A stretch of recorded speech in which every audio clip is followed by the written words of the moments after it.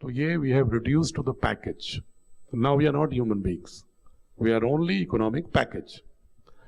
ये हम समझ नहीं पा रहे हैं, but this is the by product of that philosophy which started in 1835 कि हम गवर्नेंस के ऐसे मॉडल्स को बनाएं जो सस्ती सैलरी में हमें अंग्रेजों को बुलाना ना पड़े और उसको हम यहीं पर काम चलाएं और यहीं के लोगों पर इन्हीं के लोगों को इंस्ट्रूमेंट और ऑर्गन बना के शासन करें. और फाल्ट लाइन क्या क्रिएट किया? लिंग्विस्टिक, एथनिक और हिस्टोरिकल. आप सभी लोग जो कि बहुत ही विद्वान लोग हैं, प्राचार्य हैं, इसलिए मैं थोड़ा उस पर भी हल्का हल्का संकेत करूंगा. फाल्ट लाइन्स क्या क्रिएट है, वैसे आप उससे ज्यादा जानते होंगे क्योंकि आप तो शिक्षा जगत के लोग हैं. मैं तो सिर्फ अपनी बात को रखने के लिए उसको एक फैक्चुअल पृष्ठभूमि बना रहा हूं, तथ्यात्मक. जानते आप सभी लोग हैं, कोई नई बात नहीं कह रहा हूं, मुझसे ज्यादा जानते होंगे. उन्होंने क्या किया? रिसेल को खड़ा कर दिया कि तुम भारत के चंद चेहरों के आधार पर, आकृतियों के आधार पर, आंख के आधार पर, नाक के आधार पर, माथे के आधार पर, हाइट के आधार पर यह तय कर दोगे कि ये तो डिफरेंट इथनिक ओरिजिन के लोग हैं. आपने रिसेल का अगर पढ़ा होगा, हटन का पढ़ा होगा, तो उन्होंने पूरा का पूरा क्लासिफिकेशन कर दिया कि नॉर्दर्न इंडिया के लोग तो सिथियन आर्यन है, इंडो आर्यंस हैं, किसी को कह दिया मंगोलाइट द्रविडियंस हैं, किसी को कह दिया ऑस्ट्राइट्स हैं. मतलब डिफरेंट डिफरेंट नॉमेनक्लेचर करके द्रविडियंस को भी 4 भागों में डिवाइड कर दिया. Aryan Dravidian, Mongoloid Dravidians, Dravidians, Scythian Dravidians. You will be surprise कि महाराष्ट्र के लोगों को, जो ओरिजिनल यहां के लोग हैं, उन्होंने कह दिया एक तो सिथियन द्रविडियंस है. सिथियन द्रविडियंस का मतलब ग्रीक और इंडस सिविलाइजेशन के दोनों के संगम से पैदा हुए लोग. अब सोचिए कि मतलब द्रविड़ भी यहां के नहीं है. उन्होंने कह दिया जो निग्रोज हैं, चंद जो बचे हैं अभी, वो तो इथोपिया से आए. उन्होंने कहा जो ट्राइबल्स हैं, मुंडा, भील, ये सब जितने लोग हैं ट्राइबल्स, जो आपके महाराष्ट्र से लेके आंध्रा से लेके तेलंगाना, छत्तीसगढ़, महाराष्ट्र, गुजरात, सब जगह के, इनको कह दिया इन्होंने तो ऑस्ट्राइट्स हैं. ये कहां से आए? उन्होंने कहा ये तो अल्पाइन से आए थे. बोले द्रविडियन कहां से आए? बोले ये तो सिंधु घाटी की सभ्यता को, जो हम सरस्वती सिंधु सभ्यता कहते हैं, ये तो भूमध्य सागर के बगल से आए थे, फिलिस्तीन और वो जो इलाका है उधर से. फिर बोले ये जो और दूसरे आर्यन जिसको कह रहे हो कौन है? तो उन्होंने कहा ये तो आए थे स्टेपी रीजन से. मतलब भारत में कोई था ही नहीं, भारत का कोई अस्तित्व नहीं है, भारत में कोई मौलिक रूप से कोई नहीं रहा है. सब वहीं बाहर से आ गए और अलग अलग चेहरों के आधार पर क्लासिफिकेशन कर दिया और कह दिया ये तो एक है ही नहीं, इसलिए कि स्वतंत्रता में चाहती एक भावना ना आए इनके ऊपर और भारतीयता का बोध ना हो, ये तोड़ने के लिए. दूसरा उन्होंने कहा ग्रेयर्सन को लगा दिया कि सारी भाषाओं को चिन्हीकरण करो, बोलियों का चिन्हीकरण करो और इसमें भी ये पुटलाओ कि इस देश के लोगों की भाषा भी एक नहीं है. और ये उन्होंने क्यों किया? साजिश. क्योंकि यूरोप में भाषा के आधार पर नेशन स्टेट बने हैं, तो उनके मन में भाव था कि अगर स्वतंत्रता प्राप्त भी कर जाएंगे तो भाषा के आधार पर यहां हम अलग अलग तमाम नेशन स्टेट पैदा कर देंगे, इतना बवाल कर देंगे, आपस में कॉन्फ्लिक्ट कर देंगे. ग्रेयर्सन को लगा दिया, इथनिसिटी में रिसेल को लगा दिया, लिंग्विस्टिक पे उन्होंने ग्रेयर्सन को लगा दिया, और ब्रिटिश इंडिया की हिस्ट्री के बारे में मिल्स को लगा दिया, जो कभी भारत आया ही नहीं, और उसने भारत के सारे ही सभ्यता और संस्कृति की चोलें हिला दी, नेगेटिविटी फैला दिया. और आज तक भी इतिहास की धाराओं में हम उसी में उलझे हुए हैं. बहुत सारे शोध हो गए स्वतंत्रता प्राप्ति के पश्चात भी, लेकिन उन शोधों को अभी भी भारत के सापेक्ष दृष्टिकोण गढ़ने के लिए हमने पुस्तकों में उनका समावेश ही नहीं किया. उन रिसर्चेज का। क्यों नहीं किया इसके बारे में हम कोई विवादास्पद बात नहीं कहना चाहते। चूक हो सकती है, भूल हो सकती है, व्यस्तताएं हो सकती हैं दूसरे संदर्भ में, क्योंकि I don't want any political statement about this कि एनी पर्टिकुलर पार्टी या any particular governance is responsible for that. The whole nation's intellectual class is responsible for that, कि उसने पूरी तौर से क्यों नहीं सोचा। इसके बाद उन्होंने क्या कहा कि देखो ये जो वैदिक है ना, इसमें बुद्ध का जो दर्शन आया है ये तो वेदों के खिलाफ एक विद्रोह है। जो लोग दर्शन पढ़ेंगे तो ये मिलेगा उसमें कि Buddhism Jainism is a revolt against वैदिक मूल्य। तो वहां भी एक नेगेटिविटी डाल दी। बुद्धिज्म जैनिज्म को natural evolution of thought process नहीं माना, क्योंकि पूरी दुनिया में अगर यूरोप में सुकरात से लेकर, थेल्स से लेकर के, सुकरात से लेकर के, अरिस्टो प्लेटो से लेकर के आगे बढ़ते बढ़ते हम कार्ल मार्क्स तक जाते हैं, वेबर तक जाते हैं, तो वहां तो मान्य है सब, क्योंकि वो एक नेचुरल इवोल्यूशन है थॉट प्रोसेस का। लेकिन हमारे यहां अगर इवोल्यूशन है तो वो रिवोल्ट है, just to create fault like, ताकि बुद्धिस्ट जो समझे नहीं ये वैदिक वालों से हम भिन्न हैं, जैनी सोचे कि हम इससे भिन्न हैं। ये भाव पैदा किया गया, बिलीफ सिस्टम में भी भाव पैदा कर दिया गया। और दुर्भाग्य से हम लोग भी साल से कम 1000-1500 साल से जाति व्यवस्था, अस्पृश्यता जैसी सोशल क्रूएलिटी अपने व्यवहार में लागू करके हमने भी उनको एक प्रमाण दे दिया कि हम सचमुच बटे हुए हैं, और उनको ये बोध नहीं करा पाए हम अपने उस पीढ़ी को, पढ़ी लिखी पीढ़ी को या अंग्रेजों को या अपने लोगों को, कि नहीं, वेदों में तो मनुष्य तो छोड़ो, ब्रह्मांड के समस्त घटकों के मध्य, समस्त अवयवों के मध्य और पारिस्थितिकी के इकोसिस्टम के सभी इंग्रेडिएंट्स के प्रति एक एकत्व का बोध है। ईशा वास्तविदम सर्वम यत्किंच जगत्याम जगत तेन तक तेन भुंजिता मां हृदय कस्व सिद्धनम, कि सब में ईश्वर का तत्व है। अभी पूज्य स्वामी जी कह रहे थे ना, संगक्षध्वम संपदध्वम संभो मनंसि जानताम देवा भागम यथा पूर्वे संजाना ना उपासते। ये जो भाव था कलेक्टिव विजडम का, कलेक्टिविटी का, not only limited to the human form, but it was having a very much wider and greater dimensions, encompassing all the ingredients of the ecosystem, of the cosmic ingredients.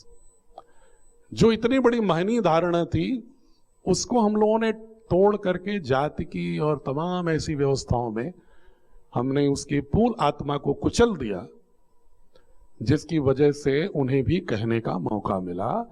लेकिन उसका समाधान कहां से होना चाहिए था? अपने दर्शन के माध्यम से, कि भाई दर्शन की मूलात्मा तो यह है नहीं, अगर इसमें कोई कमी आ गई है तो इसका समाधान हम वेस्टर्न फिलॉसफी से नहीं ढूंढेंगे, हम पहले अपनी संस्कृति को तलाशेंगे, अपने दर्शन को तलाशेंगे कि उसमें कुछ है कि नहीं।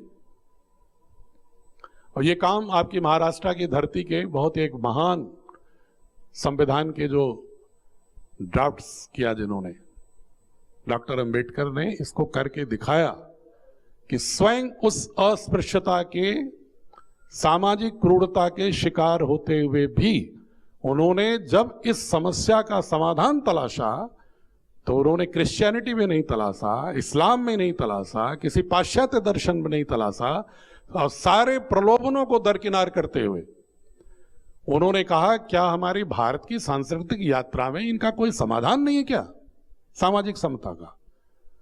तो उन्होंने देखा कि नहीं, बुद्ध दर्शन में तो है तो वैदिक दर्शन में भी, उपनिषदों में भी, लेकिन उन्होंने बुद्ध को पढ़ा होगा, बुद्ध में देखा उन्होंने, तो उन्होंने कहा बुद्धम शरणम गच्छा। उस समय उन्होंने ये नहीं देखा कि बुद्ध किस जाति में पैदा हुए, किस कुल में पैदा हुए। उन्होंने देखा कि हाँ, अगर कोई एक दार्शनिक, एक संत, अगर कोई बुद्ध पुरुष अगर कोई बात ऐसी कहा है तो हम उससे अपनी समाधान की बात करें।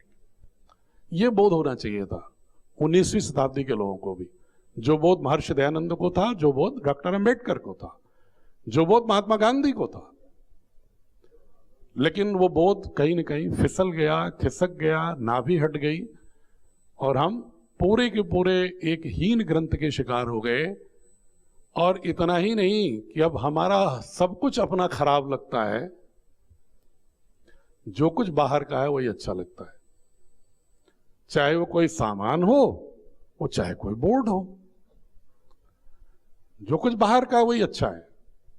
कपड़ा भी बाहर का ही अच्छा है, और उसी आटे और सब्जी से बनी हुई रोटी सब्जी नहीं अच्छी है, पिज्जा अच्छा है क्योंकि बाहर से आए हो। तो चाहे व्यंजन को देखें, चाहे वस्त्र विन्यास को देखें, चाहे वैचारिक पृष्ठभूमि को देखें, चाहे शैक्षणिक सांस्कृतिक पद्धति को देखें, चाहे वैचारिक यात्रा को देखें, हमने लुक वेस्ट की फिलॉसफी अपना लिया। ये शुरुआत हुई है 1835 के एजुकेशन एक्ट से उपजे हुए शैक्षणिक व्यवस्था के गंदगी से, और ये हम सब लोग किसी न किसी रूप में शिकार हैं। हमारे सबकॉन्शियस में बैठ गया है, कहीं न कहीं स्वभाव बन गया हमारा। कभी अगर उसके विरुद्ध कोई बात करता है ना, तो अंदर से भी एक रेजिस्टेंस आता है। जैसे मैं बोल रहा हूं, हो सकता है कई लोगों को बड़ा प्रतिरोध आ रहा हो कि ये क्या है, मतलब modernisation is synonymous with westernisation. आप आधुनिक हैं इसका मतलब वेस्टर्न है तो आधुनिक है, वरना आप पिछड़े हैं। अगर आपने धोती कुर्ता पहन लिया है तो आप पिछड़े हैं, अगर आपने टाई लगा लिया है तो आप फिर मॉडर्न हैं। जबकि आप सभी जानते हैं कि मॉडर्नाइजेशन कोई वस्त्र से होता है क्या? विचार आधुनिक होने का मतलब क्या है? आधुनिकीकरण का मतलब क्या है कि अतीत के समस्त ज्ञान परंपरा का बोध और उसके गर्भ से निकलते हुए जो दक्षताएं हैं, वर्तमान की चुनौतियों के समाधान करने में उसका प्रयोग, और जो परिवर्तनकामी शक्तियां हैं वो भविष्य में किस तरह की चुनौतियां संभावित हो सकती हैं उसके समाधान करने का सामर्थ्य, ये आधुनिकीकरण की परिभाषा के अंदर अतीत, वर्तमान और भविष्य तीनों के बीच में ब्लेंडिंग करने का जिसके पास कॉम्पिटेंसी हो वो आधुनिक है। वस्त्र से, भोजन से कोई आधुनिक नहीं हो जाता है। लेकिन हमने एक पूरा का पूरा एक फिलॉसफी हो गई।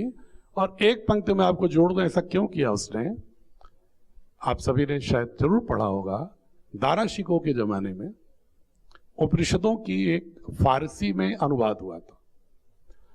अकबर के जमाने में महाभारत, रामायण और गीता का फारसी अनुवाद हुआ था। वो अनुवाद चला गया दारा शिकोह के एक फ्रेंच डॉक्टर विलियम्स के माध्यम से फ्रांस। वहां पर उसका अनुवाद फ्रेंच में किया डुपरॉन ने, जर्मनी भाषा में किया स्नीगल बंधुओं ने, शोपेनहावर ने, और वो धीरे धीरे पूरे यूरोप के जो दार्शनिक वर्ग था, बौद्धिक वर्ग था, उसके बीच में प्रचारित हुआ। लंदन के युवा भी उससे प्रभावित हुए, और एशियाटिक सोसाइटी ने भी, मैक्स मुलर आदि ने भी, जो कॉलब्रुक आदि ने भी जो अच्छी बातें कहना शुरू किया भारत में 18वीं शताब्दी के अंत में, 19वीं शताब्दी के प्रारंभ में, तो यूरोप में भारतीय संस्कृति और दर्शन के बहुत सारे प्रशंसक होने लगे थे, फैन होने लगे थे लोग। तो उनको लगा कि जिस देश के दर्शन के हमारे युवा फैन हो जाएंगे वहां पर हम राज कैसे कर पाएंगे। तो उन्होंने कहा इनकी संस्कृति को हीन एक सुनियोजित रूप से करना जरूरी है, घोषित। फिर धीरे धीरे हमारे सारे ग्रंथ, सारे स्क्रिप्ट खत्म हो गए। सुश्रुत संहिता अभी भी लंदन की बर्मिंघम लाइब्रेरी में पड़ी हुई है, उसकी मेन मैन्युस्क्रिप्ट, और भारत में कहीं नहीं मिलती मैन्युस्क्रिप्ट में। इसलिए उन्होंने देखा कि जो जो ज्ञान परंपराएं उनको ट्रांसलेट करो, हटाओ, उसको अपने रूप में प्रस्तुत करो। ओशिनोरो ओसमी जो जापान का साइंटिस्ट है 2016 में जिसको मिला है नोबेल प्राइज, वो किस बात पर मिला है कि उपवास करने से कैसे जो हमारे बॉडी के सेल्स जो डैमेज होते हैं, जो अच्छे सेल्स उसको खा जाते हैं, कैंसर नहीं होता उसको। ये रिसर्चर, ये चरक संहिता में पहले से हमारे तमाम श्लोकों में लिखा हुआ है लंघन का महत्व। लेकिन अगर हम कहेंगे तो कहेंगे तो पिछड़ापन है, ये तो संस्कृत में लिखा है इसलिए पिछड़ापन है। जब तक कि न्यूटोनियन मैकेनिक्स पर आधारित मॉडर्न मेडिकल साइंस उसको सर्टिफिकेट नहीं देती है, तब तक हम उसको मेडिसिन मानते ही नहीं। उसको हमारे एक्ट में भी है और हमारी धारणा में भी है। तो ये जो हमारा इंडियन नॉलेज सिस्टम है उसको 1835 के एक्ट ने, बहुत विस्तार में जाएंगे तो बहुत समय लगेगा, वैशेषिक दर्शन हो, न्याय दर्शन हो, सबको उन्होंने घोषित कर दिया कि तो बेकार है, उसकी चर्चा ही नहीं किया।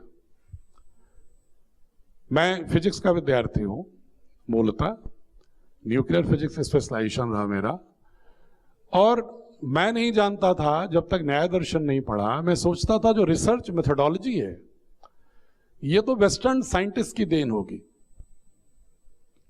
लेकिन जब मैंने न्याय दर्शन पढ़ा महर्षि गौतम का, तो 2500 साल पहले के उस न्याय दर्शन में विमर्श और तर्क, आर्गुमेंटेशन एंड लॉजिक के माध्यम से उसके विभिन्न घटकों को पढ़िए, तो उसमें जो भी रिसर्च करने की मेथोडोलॉजी आज पढ़ाई जाती है वो सारी की सारी प्रक्रियाओं का उसमें पूरा चरणबद्ध, स्टेप बाय स्टेप, सिक्वेंशियल आपको मिलेगा एविडेंस कि ऐसे ज्ञान सत्य तक प्राप्त पहुंचने के ये मार्ग है, ये पद्धति अपनाई जाती है सही ज्ञान प्राप्त करने के लिए। लेकिन महर्षि गौतम का न्याय दर्शन ग्रेजुएशन, पोस्ट ग्रेजुएशन में थोड़ी बहुत एक एग्जामिनेशन के पॉइंट ऑफ व्यू से पढ़ाते हैं, लेकिन छोटे बच्चों को उनकी भाषा में नहीं पढ़ाते, उन्हें उसका बोध हो। वैशेषिक दर्शन को उनकी भाषा में बच्चों को नहीं पढ़ाते, जो दुनिया के सब्सटेंशियस के स्टडी करने का सबसे पहला प्रयास रहा है महर्षि कणाद का वैशेषिक दर्शन। लेकिन हमारी किताबों में एक लाइन आ जाता है कि जब एटॉमिक की बात होती है डाल्टन के, तो बात यह कि महर्षि कणाद ने भी परमाणु की बात की थी। मैथमेटिक्स में जो दुनिया को जितना बड़ा योगदान है, लाप्लास से लेकर अल्बर्नू से लेकर आइंस्टीन तक, ये कहते हैं कि भारत का ऋण है, ये साक्ष्य के रूप में, फिर इमोशनल नैरेटिव नहीं कह रहा हूं। उसने कहा भारत का ऋण है गणितज्ञों का प्राचीन, कि जिनकी वजह से हमें ये numerical mathematical system zero infinity का बोध हुआ और हमारे विज्ञान को प्रगति करने का अवसर मिला, फाउंडेशन मिला। ये आइंस्टीन स्वीकार करता है, लाप्लास स्वीकार करता है। लेकिन हमारे देश के वैज्ञानिक या हमारे लोग, चूंकि 1835 के एक्ट और लगातार चल रही उस धारा के ध्वंसावशेषों ने हमें उस दिशा में सोचने का अवसर नहीं दिया और एक प्रतिरोध पैदा किया, एक वैचारिक, कुछ भी नई चीज के लिए। तो ये इंडियन नॉलेज सिस्टम के बारे में हिस्ट्री जो चर्चा किया मैं, लिंग्विस्टिक से लेके इथनिसिटी से लेके सारी चीजों की, इतिहास को भी हमने दिल्ली सेंट्रिक कर दिया, दिल्ली केंद्रित, युद्ध केंद्रित और राज्य केंद्रित। उसमें हमने आर्ट, कल्चर, लिटरेचर, विचार, फिलॉसफी वाले जो हीरोज हैं उनकी चर्चा अब तो थोड़ी बहुत होने भी लगी है। प्रारंभ में जो हम लोग पढ़ते थे तो बिल्कुल नहीं होती थी, सिर्फ विजय पराजय की चर्चा होती थी। लेकिन संस्कृति निर्माण के लिए जो बिल्डिंग ब्लॉक्स होते हैं कल्चरल सिस्टम के, कल्चरल इकोसिस्टम के जो बिल्डिंग ब्लॉक्स होते हैं वो होते हैं शिक्षक, वो होते हैं कल्चरल लीडर्स, वो होते हैं सोशल लीडर्स। सिर्फ पॉलिटिकल लीडर्स ही देश को निर्माण नहीं करते समाज का। Social leader, cultural leader, thought leaders ये तय करते हैं समाज का, आर्ट लीडर ये तय करते हैं समाज का स्वरूप।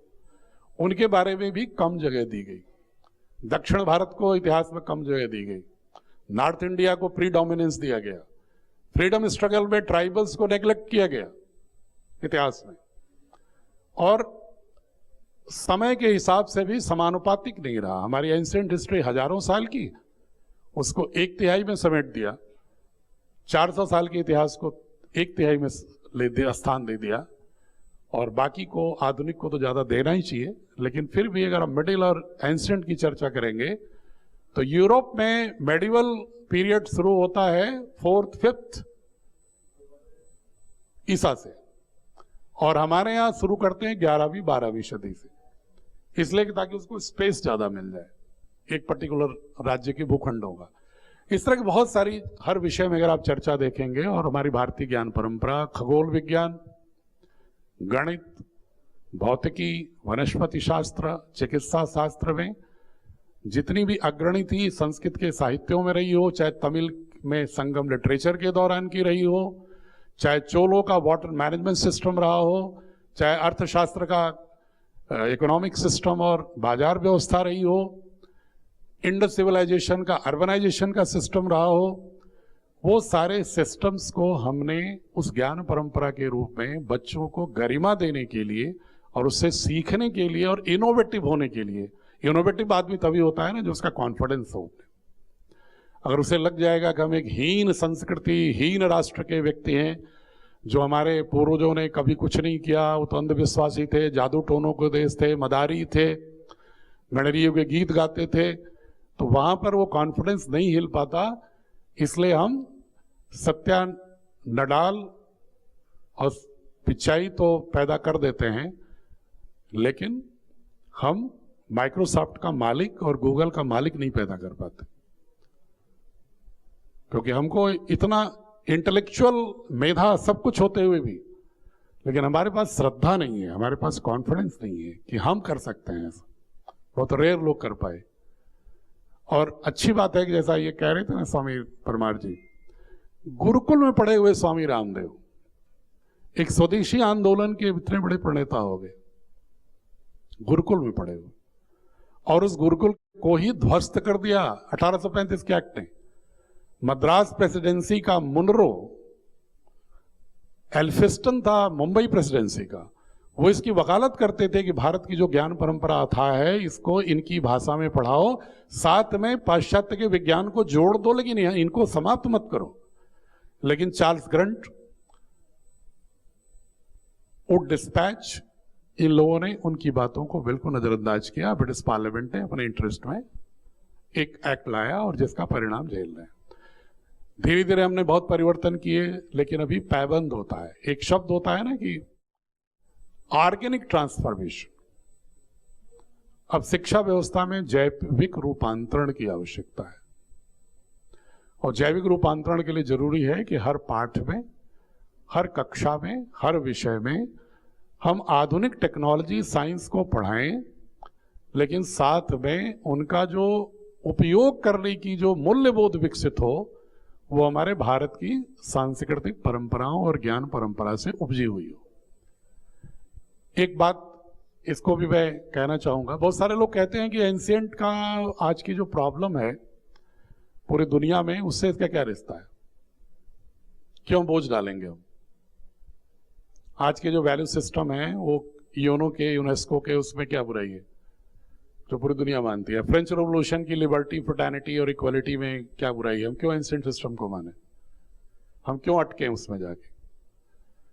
उसके बारे में हमने वेदों, उपनिषदों, पतंजलि योग दर्शन, वैशेषिक न्याय, उपनिषदों, बौद्ध धर्म, जैन धर्म, सिख धर्म, इस्लाम और क्रिश्चियनिटी, भारत में जो कि सारे धर्म हैं, पारसीज, अवेस्ता भी है, तो उनको हमने देखा कि कौन कौन से मूल्यबोध हैं जो कुछ इटर्नल हैं, शाश्वत हैं, और कुछ ऐसे मूल्यबोध कौन से हैं जो चेंजेबल होते हैं, युग सापेक्ष होते हैं।